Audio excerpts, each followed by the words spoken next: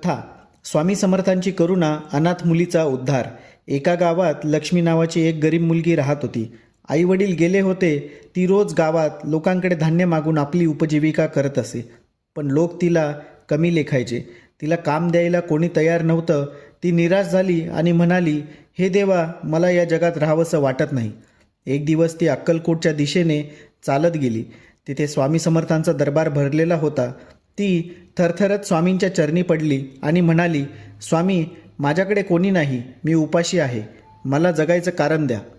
स्वामी हसले आणि म्हणाले, लक्ष्मी, तू रडू नकोस. आजपासून तुला कोणीही कमी लेखणार नाही. तुझे दिवस बदलतील. स्वामींनी तिच्या हातात थोडी भाकर दिली आणि म्हणाले, ही भाकर खा आणि या गावात परत जा. तुझ्या ओळखीतील रामचंद्र शेट्टीकडे जा. ती परत गेली आणि शेट्टीकडे गेली. शेट्टी आश्चर्याने म्हणाला, अगं लक्ष्मी, तू कुठून आलीस? मला काल स्वप्नात